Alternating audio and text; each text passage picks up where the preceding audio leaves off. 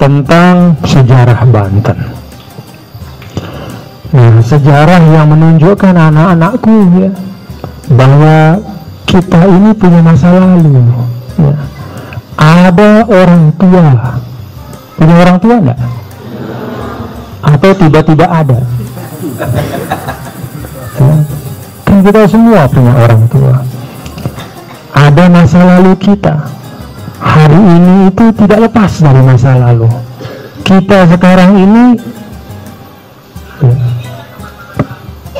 kita sekarang ini hadir di dunia ada wasilahnya. Ada orang tua kita, ada guru-guru kita. Karena itu di dalam Al-Quran Allah Subhanahu wa Ta'ala nih, anak-anakku ya, salah satu rahasia kata ulama kenapa birrul walidain itu sangat ditekankan dalam Al-Quran. Kenapa berbakti kepada orang tua itu dijadikan sebagai pokok agama oleh Allah, agar kita tidak lupa kepada wasilah yang menjadi sebab kita hadir di dunia. Jadi birrul walidain itu artinya apa? Kita mengerti sejarah. Nah, tadi beliau menceritakan tentang Banten, bagaimana Banten ini didirikan oleh para ulama ya. Dari satu ulama ke ulama berikutnya. Bahkan sebelum Sultan Ageng itu banyak ulama yang telah menanam benih-benih kebaikan di Banten. Maka untuk kita, anak-anakku yang saya cintai dan saya banggakan, mari jadi penerus yang baik ya. Nah, kalau mendengar misalnya tentang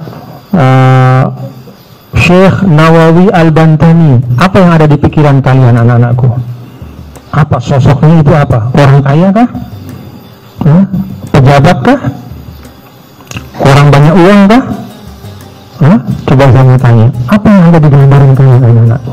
Syekh Nawawi Al-Bantani, apa yang tergambar? Ilmunya, perjuangannya. Sama seperti misalnya Sultan Ageng Tirtayasa, bukan rajanya itu yang ada di kepala kita, tapi perjuangannya. Dan saya minta anak-anakku merenungkan itu. Beliau-beliau sampai kepada titik kemuliaan itu karena perjuangan. Syekh Nawawi Al-Bantani itu menjadi mulia bukan karena dia diam di rumahnya, tapi karena dia musafir dari satu kota ke kota yang lain mencari ilmu, bersilaturahim dan menempa dirinya menjadi orang yang kuat kepribadiannya. Karena itu anak-anakku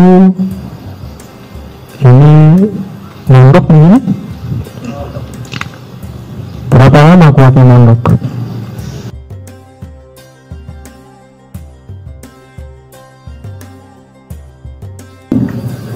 Dua tahun? 6 tahun? Bagi santri mondok itu biasa. Bahkan mondok itu adalah satu syarat. Tidak ada santri yang berhasil kecuali dia mondok. Bahkan santri yang anak kiai besar pun sengaja dipondokkan oleh ayahnya supaya mendapatkan berkah, tirhal, pergi menuntut ilmu. Karena itu anak-anakku sekarang ini sudah berada pada jalur yang benar, di pondok pesantren, meninggalkan keluarga, ya, belajar bersama beliau di sini di pondok Al-Fataniyah. Insya Allah kalau ditempuh dengan sebaik-baiknya, insya Allah akan mampu meneruskan jejak dari para ulama kita. Ya. Kenapa meneruskan jejak ini penting, ya, para santri sekalian? Karena memang tugas kita untuk membangun, ya, Indonesia, membangun Banten, menjaga Indonesia, menjaga Banten, itu tugas yang utama. Bahkan itu amanah. Kenapa dulu para ulama kita berbondong-bondong, mereka siap dan ikut dalam perjuangan kemerdekaan.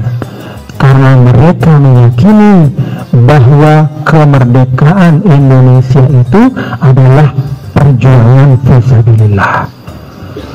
Jadi beliau itu bukan sekedar mengisi waktu, bukan sekedar istilahnya mau gagah-gagahan supaya Indonesia merdeka sebagaimana negara-negara lain di Asia Afrika pada waktu itu ramai-ramai berjuang untuk merdeka.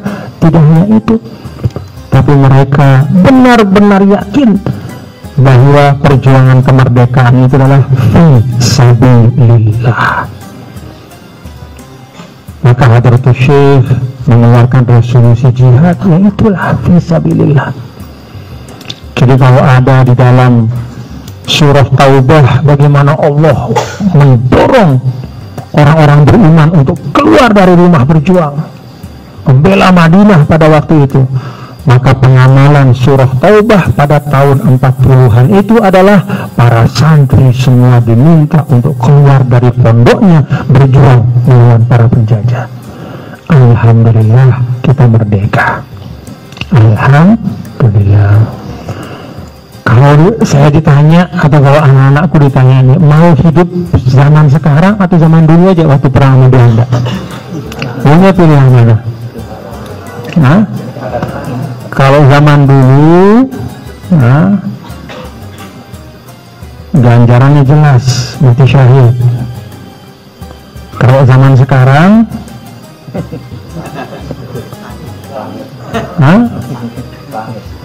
mau pilih yang mana? Kalau bisa milih dulu apa sekarang? Benar dulu.